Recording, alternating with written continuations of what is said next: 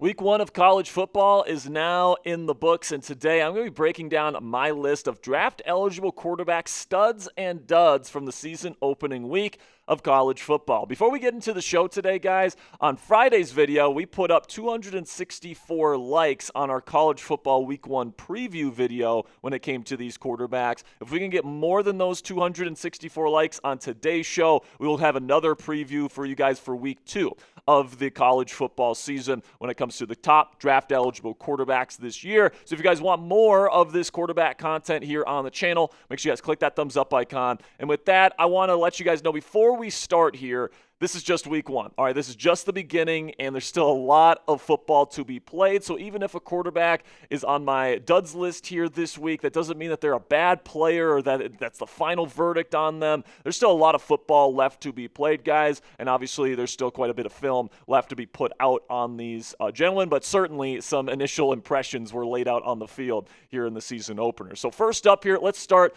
with the studs, the guys that impressed me the most in college football this weekend. And we'll start with the player that played yesterday in the game versus Bill Belichick's UNC Tar Heels, TCU's Josh Hoover. Now, Hoover, not the biggest guy in the world. I wouldn't necessarily say the strongest arm in the world. It's certainly a good enough arm, but Hoover is one of the more underrated college quarterbacks in the country heading into the year because of his ability to pick apart a defense with his brain, both pre and post snap, his ability to identify defensive coverage and then attack it, get his eyes to the first read. It's super impressive, and yesterday versus a pro-style Belichick defense, even though the Tar Heels there in UNC have a long way to go, Hoover was still able to complete 75% of his passes, over 280 yards passing, 2 passing touchdowns, including a beautiful fade ball in the end zone, leading his receiver. The thing that really jumps out when it comes to Hoover, in my opinion, guys, is his feel for the game. I think that his ability to mentally diagnose a defense is really impressive. He's got super clean, super quick throwing mechanics. He's also pretty good out of structure. He reminds me a little bit of Brock Purdy, his ability to throw those layered passes over the middle of the field and especially to the intermediate middle of the field. And he still has a little bit of that out of structure playmaking juice to make TCU's play caller right even when he's wrong. So I'm really impressed with Josh Hoover. I was really impressed with him last year. I think Nick Saban said it yesterday on the pregame show on ESPN. This guy might be the most underrated college quarterback in the country heading into the year, and I think he showed that off in front of a national audience last night. Then we get to John Mateer from Oklahoma, and this guy reminds me a little bit of like a mini Justin Herbert, the way that he throws kind of that sidearm sling style of passing, but he's also pretty darn good as a rusher as well. Now, he's not nearly as big as Justin Herbert, all right? He's only 6'1", 220 pounds, but he's got plenty of strength to his profile. He's a fantastic rusher of the football. He was absolutely picking apart I believe it was the Illinois State defense on Saturday. Now, obviously, that's not a great opponent to go up against, but John Mateer is going to be somebody that a lot of eyes are going to be on this next week as they go up against the Michigan Wolverines. But Mateer looks like a mini Justin Herbert to me, guys. He looks like somebody that can sling that thing. He throws with really good anticipation and phenomenal arm talent. That was something that I noticed on his film last year at Washington State. The Wazoo team last year, frankly, was not very good outside of Mateer and, of course, Kyle Williams. The defense was terrible. The run game was non-existent. The other receivers were not great. But now that he's at Oklahoma, where he's got a much better supporting cast, he's got an opportunity to really cement himself as a round one quarterback. There's even some people starting to mock John Mateer to the Pittsburgh Steelers in late round one of next year's mock draft. So this is definitely a name Steelers fans need to be keeping their eye on. In my opinion, he's got a ton of arm talent. He can run the football really well, which is important to head coach Mike Tomlin if he's still here as this team's head coach next year. So definitely keep your eye on Mateer as he goes up against a tough Michigan defense next week. Then you got Carson Beck from Miami, and this is a huge game for Carson Beck, all right, because that Notre Dame defense might be the toughest defense he plays all year, as Miami is in the ACC. There's not as many great defenses in that conference this year, and he had a really good game against that really tough Notre Dame defense with some of the best defensive players in the country in that unit. He had over 64% completion percentage, over 200 yards passing, and 2 touchdowns. Now, obviously, one of those touchdowns was an incredible one-handed catch that could have been intercepted if he didn't have the right receiver to throw to there in CJ. But Carson is somebody that really looked in control of that that Miami offense. He was, doing a lot of checks and motions, and it looked like that he had been in that offense for years. So that was kind of his calling card back in Georgia, was his ability to operate an offense efficiently, mentally diagnose a defense, and throw accurate footballs with anticipation. He showed all of that in this first football game. Of course, they come away with the victory over the Irish. So big-time victory for Carson Beck in his Hurricane debut. That's definitely a great start to getting him back on the track, potentially as a round one quarterback. Then you get to Taylen from Arkansas, and if you just want to go by just the sheer numbers, like who was the most impressive and most dominant against the team they played against, Taylen Green versus a really bad opponent, Alabama A&M, 77.4% completion percentage, 322 yards passing, even more than that on the ground, and 6 total touchdowns with 0 picks. So Taylen Green, super talented physically quarterback here from Arkansas, 6'6", 230 pounds, is athletic as all get out. This guy's got the potential to be a really high draft pick one day, and he really showed out in week one. Now, obviously, as playing in the SEC, he's going to be playing against much tougher opponents as the season goes on, but against Alabama A&M, he certainly put on a show to start his 2025 campaign. And, he's got a super fun athletic profile. That's for damn sure. He's got a big arm. He can run around. Now, I do think some of the mental processing stuff might have looked a little bit slow on the film from him this week one, but you can't deny the numbers, man. He was extremely impressive. So coming up here, more stud quarterbacks from week one right here on the show. But first, a word from our sponsor. Over Labor Day weekend, Cassie and I sat down, watched a lot of college football, enjoyed some beautiful, juicy steaks from our friends and sponsor today, Omaha Steaks. From handcrafted steaks to family grilling favorites, Omaha Steaks delivers the world's best steak experience. Enjoy USDA-certified tender steaks, juicy burgers, cozy and convenient comfort meals, plus tailgating favorites like chicken wings, smash burgers, and big deli-style franks. And now during their Red Hot sale, you can get 50% off site-wide at omahasteaks.com. Plus, our listeners can get an extra $35 off with promo code STEELERS at checkout. Omaha Steaks offers unrivaled quality and variety, and every bite is backed by their 100% guarantee. Every steak is perfectly aged to maximize tenderness and hand-cut by master butchers in America's heartland. Grass-fed, grain-finished beef has more marbling for exceptional flavor and is the choice of steakhouses and professional chefs around the world. Omaha Steaks delivers an exclusive lineup of USDA-certified tender steaks, and their fan-favorite filet mignons have achieved the distinction of USDA-certified very tender. So get fired up for fall grilling with Omaha Steaks today. Visit omahasteaks.com for 50% off site-wide during their Red Hot sale. And for an extra $35 off your order, use promo code STEELERS at checkout. That's 50% off at omahasteaks.com and an extra $35 off with promo code STEELERS at checkout. See site for details. A big shout out to Omaha Steaks for sponsoring today's edition of Steelers Talk.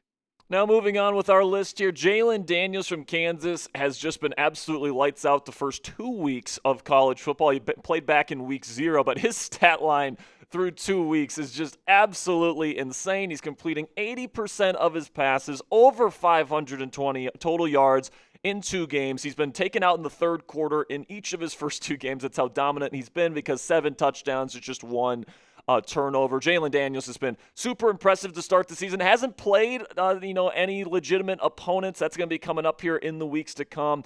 But Daniels certainly getting his 2025 season off on the right start. He's got a lot of athleticism, a lot of arm strength, playmaking ability. He's somebody to keep your eye on as the college football season continues. Drew Allar from Penn State, I thought looked really sharp and clean in his first game of the college football season here. Over 84% completion percentage. So, his kind of deal is, can he be more consistent? Can he, increase that completion percentage? Can he find the right reads within his progressions? This week wasn't a fantastic opponent he played against, but he was absolutely terrific. He was another guy that got pulled early because of his performance, over 217 yards.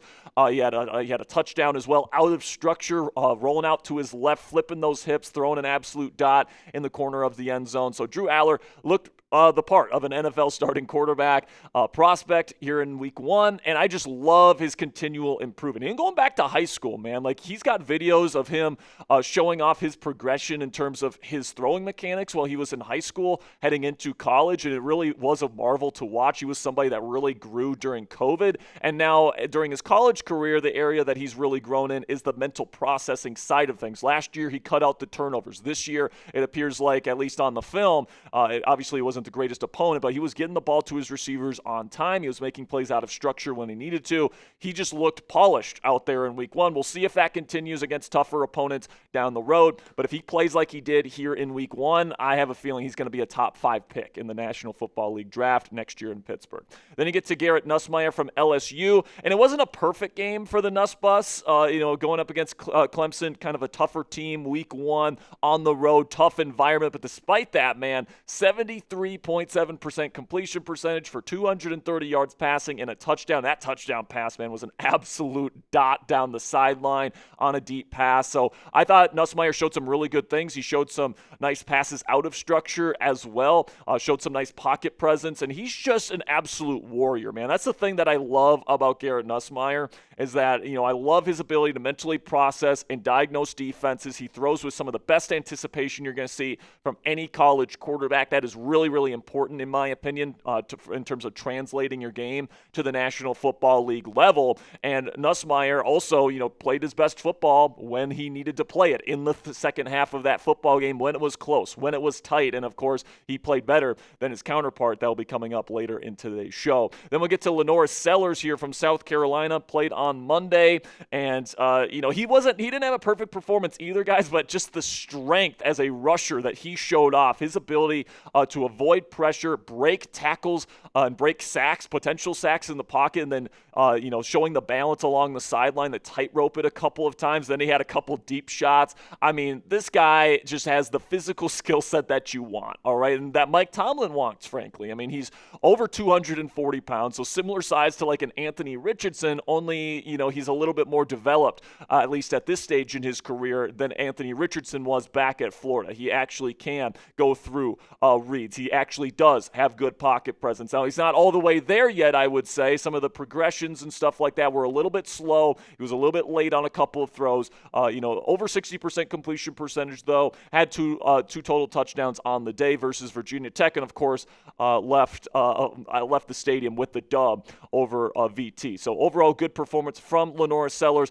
and it certainly wasn't a perfect game by any stretch of the imagination, but he is an effing unit, guys. And honestly, as Steelers fans, if you want LaNorris Sellers, you want him to have a shaky season this year, because you want him to be available somewhere in the teens, somewhere where the Steelers can potentially go up and get him and trade up for him, because if he has a hell of a season, he has like a Heisman-level campaign this year, I hate to break it to you, Steelers fans, you're not getting LaNorris Sellers. So let me know down there in the comments section, which college quarterback impressed you the most over the weekend? I just gave you my list of 8 guys that impressed me the most, but let me know what you guys think down there in the comments section. And now let's get into our duds list here, starting with the guy that definitely had the most hype heading into the season, Arch Manning from Texas. Now, I'm not going to panic too much surrounding Arch Manning because he did have a tough situation. It's his first game as a starter on the road to go into the shoe against that defense, against probably the best team in the country heading into the year.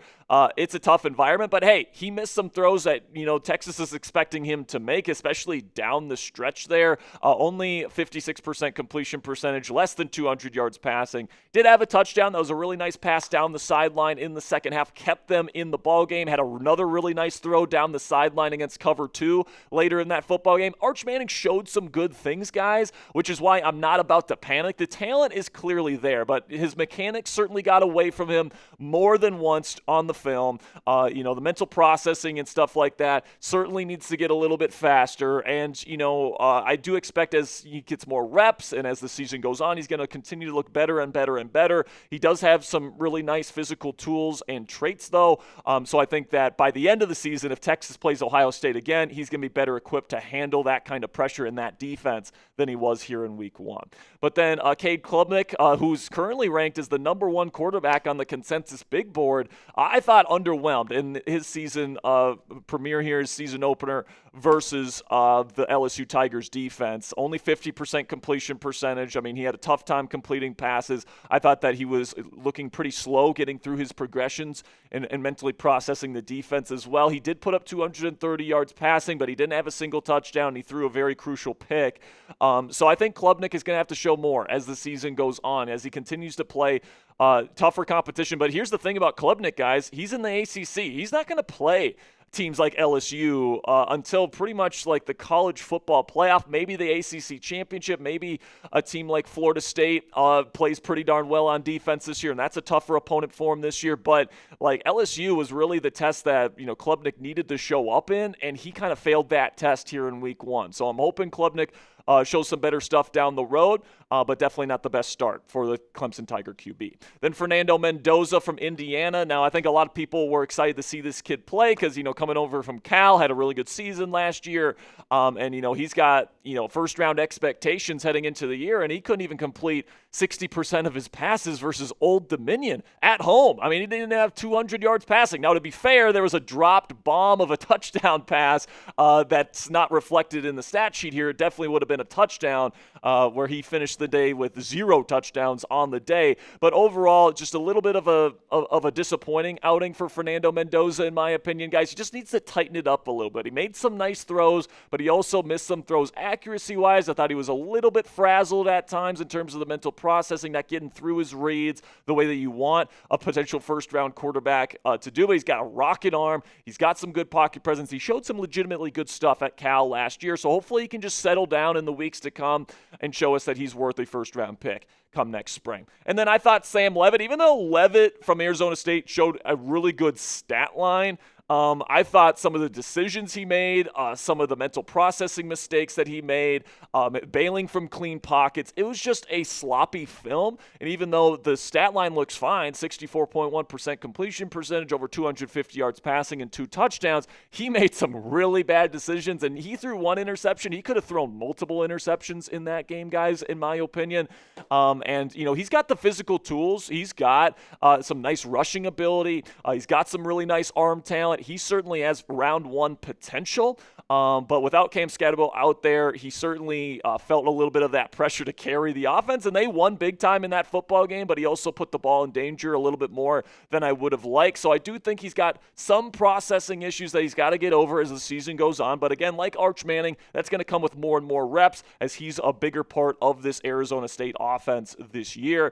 So even though it wasn't the best week 1 performance from Sam Leavitt, I'm excited to see what he's going to do and how much he's going to grow as the season goes on. So one more time for me, down there in the comments section, which college quarterback had the most disappointing performance this weekend? I'm guessing I'm going to see a lot of Arch Mannings down there in the comment section, but that's okay if you're a Longhorns fan. But today, guys, Ponzi and I are going to be going live at 5 p.m. Eastern. We're also going to be going live on Thursday, getting you guys ready for the Steelers' Week 1 season opener versus the New York Jets at JetLife Stadium. Rodgers versus Fields. It's going to be electric, guys. It all starts today at 5 p.m. Eastern time with our coverage of Week 1 of the Pittsburgh Steelers season. So make sure you guys click that subscribe button if you haven't already, because we got a bunch of great content coming your way this week. Injury updates, our weekly preview, our first one of the season is going to be coming out tomorrow. So it's going to be a bunch of fun here, guys. Click that subscribe button if you haven't already. Till next time, guys, here we go, Steelers.